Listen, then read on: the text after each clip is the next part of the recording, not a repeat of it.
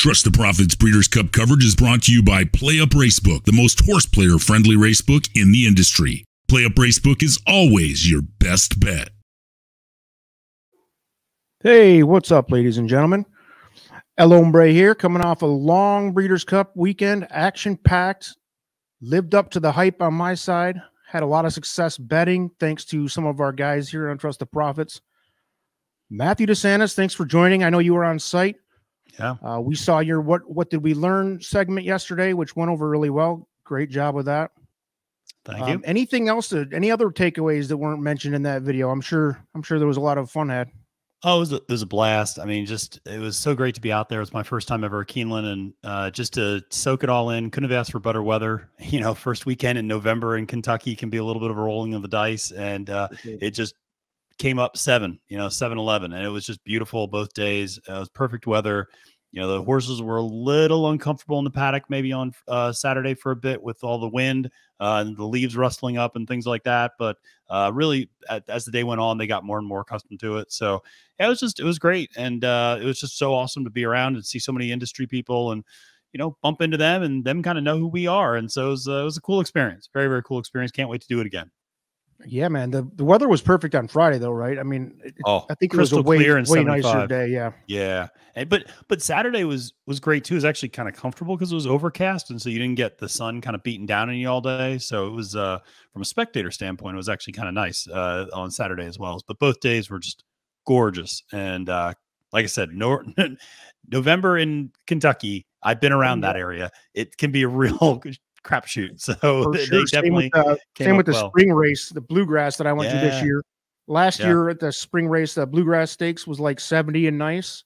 Yep. This past year it was snowing sideways, freezing cold, winter coats, nasty, gnarly weather. Yep. But anyway, speaking of the Friday perfect weather, what we're going to do real quick here is do a recap on the whole Friday card. I'm sorry, just the 5 Breeders' Cup card races from Friday. We're going to cover Saturday too, but we're going to make that a separate video so they're not so long. But let's just jump right in. And like I said, and this was the first year with the amount of content we put out on this channel, I did all of my capping between your videos, your content and opinions, and Colin's videos and content and opinions, and formulas videos, opinions. I didn't look elsewhere from our channel for any information. And I got to tell you, I had one of the best years betting in the Breeders' Cup weekend I've ever had. Probably, I think I did the math. Probably my second best ever, and I've been betting the Breeders' Cup weekend for over 20 years. And it started right with Mischief Magic right off the bat. We hit that one, and that was one of your picks. So what'd you see? Obviously, the Euros were made their presence felt right off the bat. Yeah, absolutely. I mean, I think one of the things you could see from this is really fading the favorites. This is something I talked about. The Platinum Queen, Love Reigns, the Wesley Ward horse, you know, were really non-factors. I looked past both of them. I looked at Mischief Magic. I recommended Dramatized. I recommended Persian Force. They finished 2nd and 4th respectively.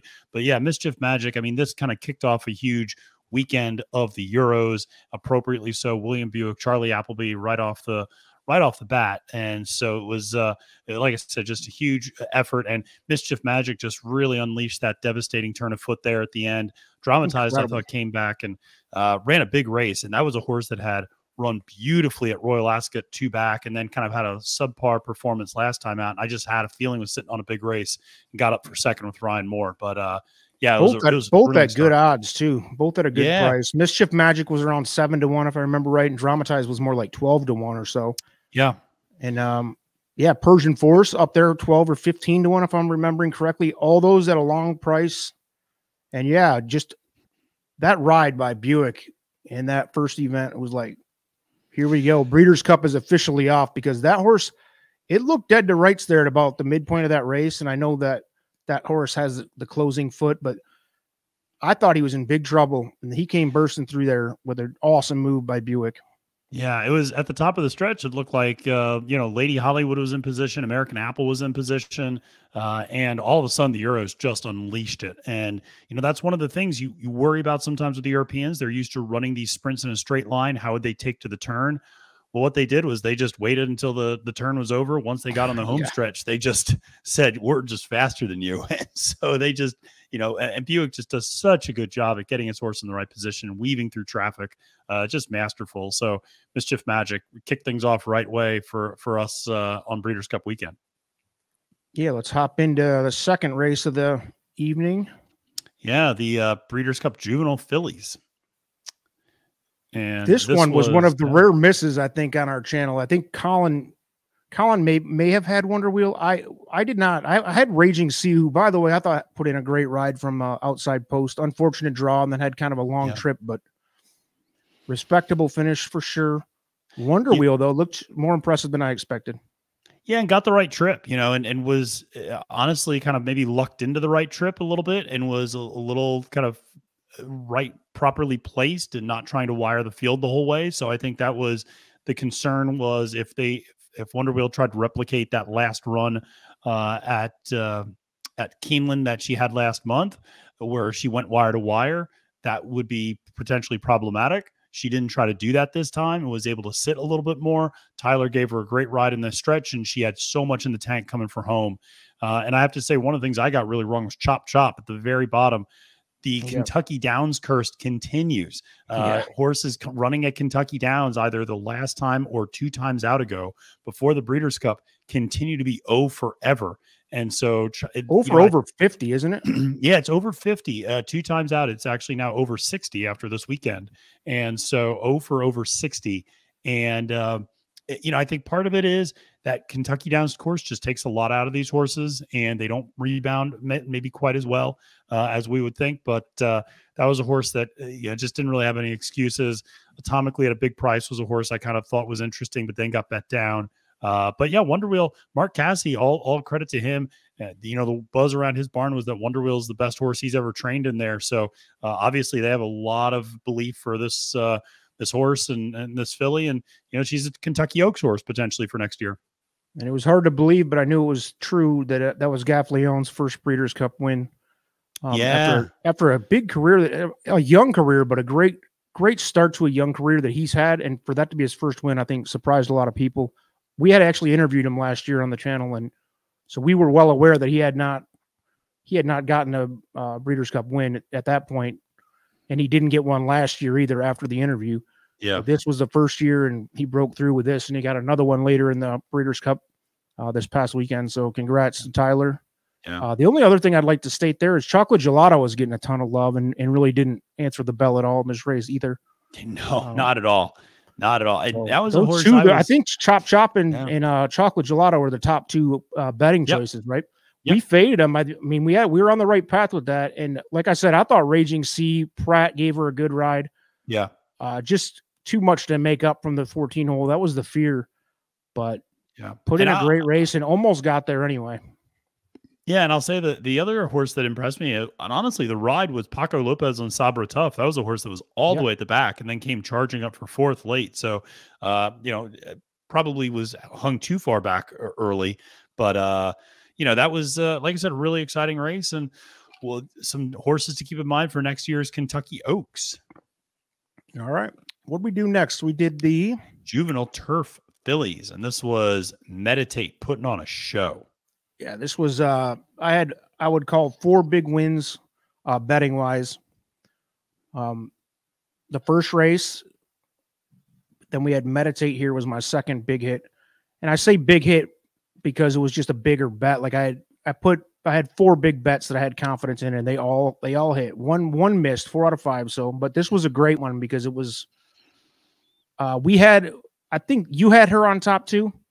I did not have Meditate. I had Pleasant Passage, who came in second as my top choice, actually. And then I had G. Laurie, who ended up scratching. And so that kind of threw some things off, I thought. But Meditate, it's very similar dynamic to that Juvenile Turf Sprint in that just once she unleashed that turn of foot, it was just devastating. So she gapped them easily. Yeah. And that was a big field. Yeah.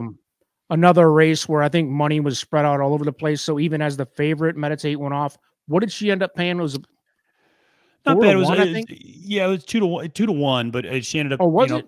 Yeah, it's 2-1. So, Okay. but she, but I mean, it's still honestly the way she just so easily handled that field. That's still kind of a gift in some ways. But I thought Pleasant Passage, showed a lot of ability as well. Finished, really the only other American horse to show, try to get close there. Kind of finished about a length and a half back, and I think that's a horse that has a really promising future next year here in America.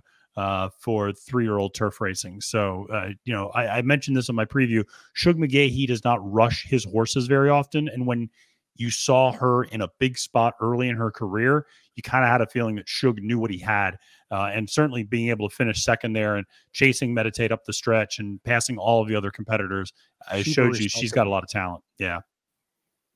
Good stuff. Yeah, I'm telling you, like, it seemed like every race had its own storyline, and it's just such a cool thing to have the Euros come over, and I hate to say it's good to see them dominate like they did, but it's so competitive, and I think that it's for the future. I think the Americans are starting to see how much better they are. That it's just gonna be a cool rivalry, I think, going forward because we have so much respect for a lot of the American trainers and horses too. So it's just.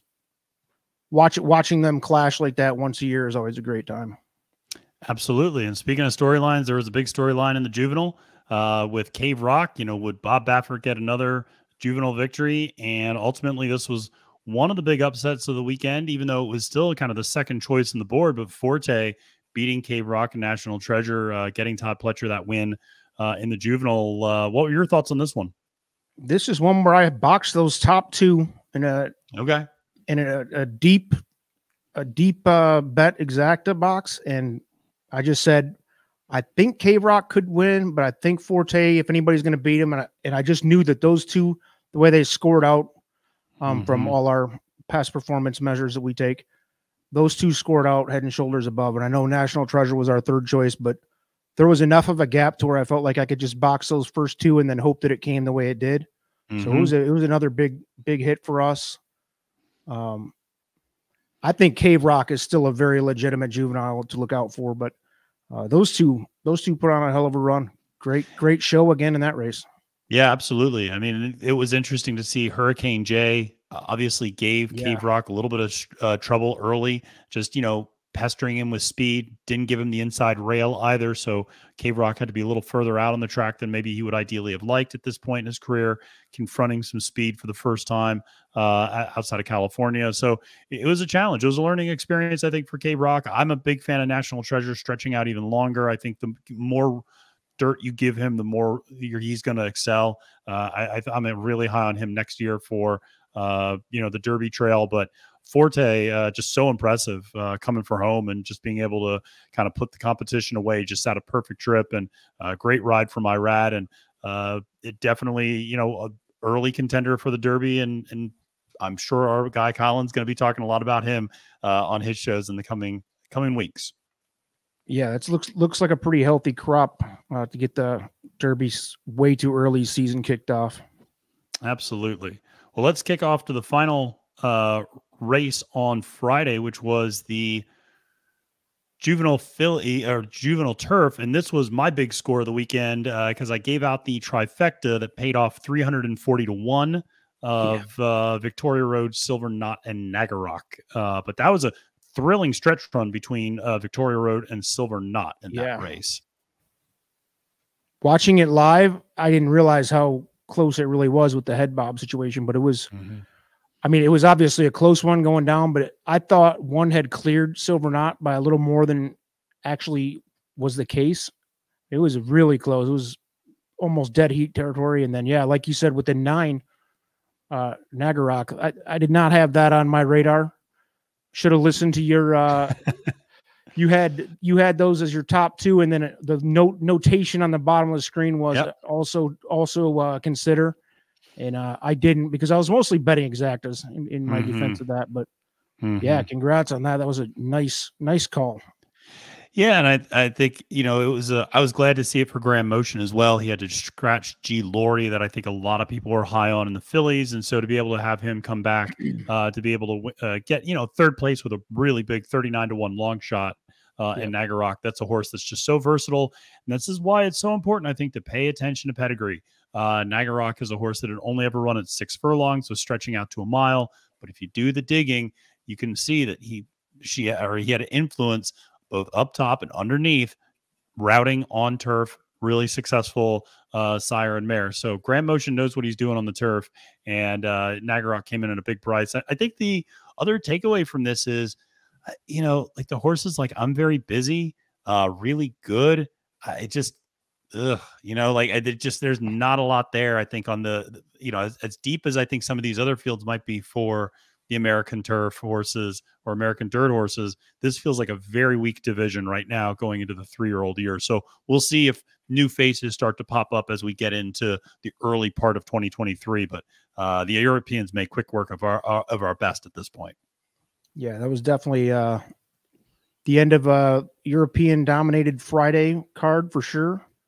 We're going to do another video right back to back here for Saturday. We're going to break them up. So thanks everybody for tuning into this one. Matt, thanks for the coverage again. It was a great time watching all the stuff before the Breeders' Cup and then during. So we'll be right back with the Saturday coverage as well. All 9 events from Saturday. So peace out. Thanks for watching.